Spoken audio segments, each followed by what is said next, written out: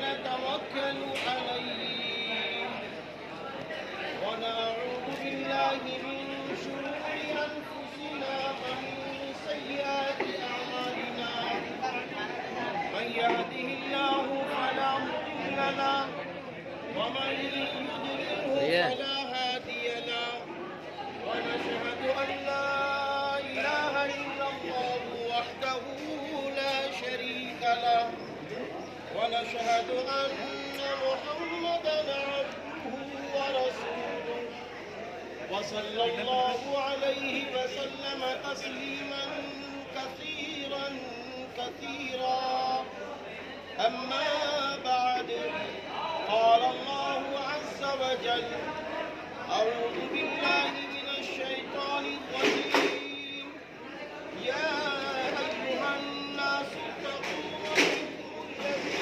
خلقكم من نفس واحدة وخلق منها زوجها وبث منهما رجالا كثيرا ونساء واتقوا الله الذي تساءلون به والأرحام إن الله كان عليكم رقيبا يا أيها الذين آمنوا اتقوا الله حق تقاته ولا تموتن إلا وأنتم مسلمون يا أيها الذين آمنوا اتقوا الله وقولوا قولا سديدا يصلح لكم أعمالكم ويغفر لكم ذنوبكم ومن يطع الله ورسوله فقد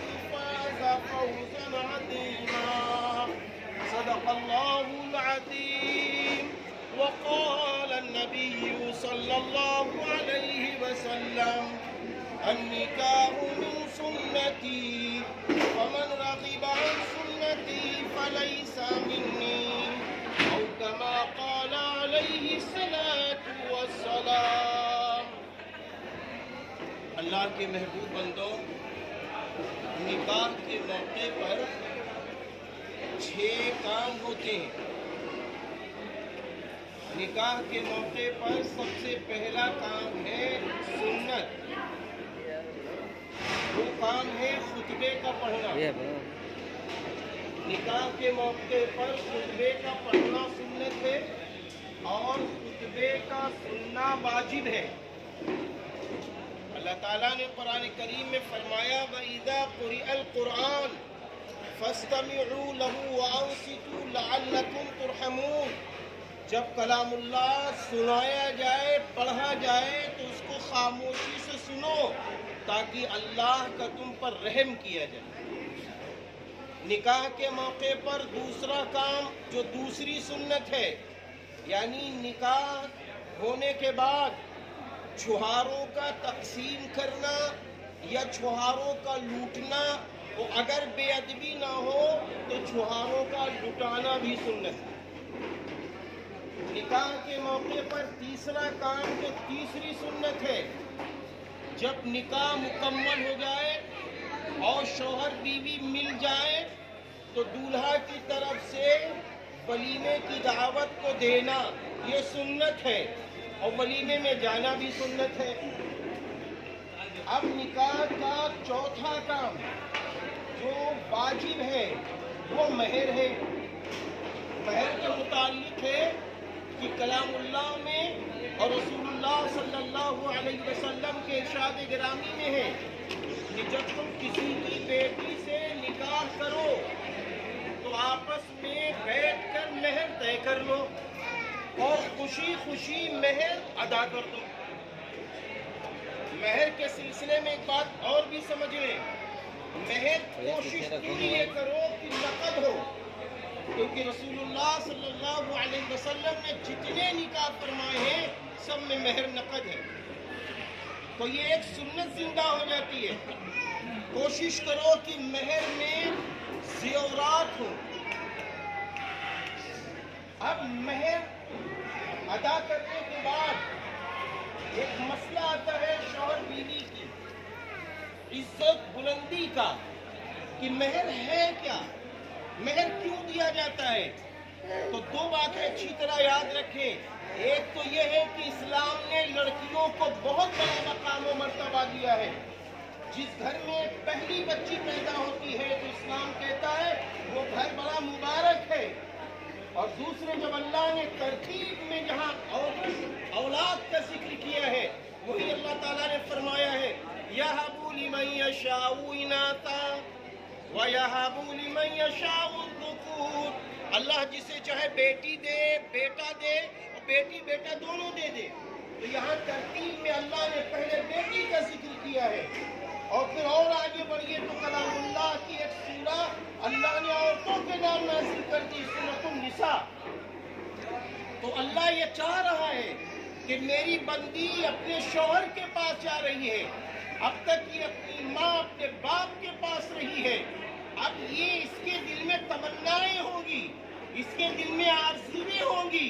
تو اس لیے اسلام نے کہا کہ اے دولہا صاحب، جب تم بیٹی فلاں کی لے لو تو مہر دے کے لے لو، تاکہ وہ گھر سے نکلے تو مالدار بن کر نکلے۔ دوسری بات یہ ہے، مہر اس لیے عطا کیا جاتا ہے، دلہن کے حلال ہونے کا ذریعہ مہر ہے۔ آج ماشاءاللہ جو نکاح ہو رہا ہے نقد مہر ہے، ایک سنت زندہ ہو گئی، لیکن اگر یہی ادھار ہوتا تو معلوم ہے کیا کرنا پڑتا؟ یاد رکھیے ہمیشہ، دلہن کے سامنے یہ کہنا پڑتا کہ دیکھو ہمارے آپ کے بیچ کے بڑوں نے، بزرگوں نے یہ مہر طے کیا ہے، ہم انشاءاللہ 2 مہینے میں، 3 مہینے میں، 6 مہینے میں مہر دے دیں گے۔ اگر اس نے کہا ٹھیک ہے میں خوش ہوں، تو ایک دوسرے میں خوشیاں حاصل کر سکتے ہیں، اور اگر اس نے یہ کہہ دیا نانا مجھے مہر چاہیے، تو خوشی نہیں حاصل کر سکتے، کیونکہ مہر ذریعہ ہے شوہر کے حلال ہونے کے لیے۔ اب مہر ادا ہو گیا، ایک دوسرے میں خوشیاں آ گئی، بس ولیمہ کرو، ولیمہ شکرانہ ہے۔ نکاح کے موقع پر 5واں کام اور 6واں کام، یہ دونوں فرض ہیں میرے بھائیوں، یاد رکھنا۔ نمبر 1 ایجاب و قبول کا ہونا، اور نمبر 2 2 گواہوں کی گواہی دینا، یہ فرض ہے۔ ایجاب کہتے ہیں دلہن کے پاس ولی یا وکیل صاحب جاتے ہیں، دلہا صاحب کا نام، دلہا صاحب کے والد محترم کا نام، پتہ اور مہر کا ذکر کرتے ہیں، اس کا نام ایجاب ہے۔ قبول انشاءاللہ ابھی ہوگا۔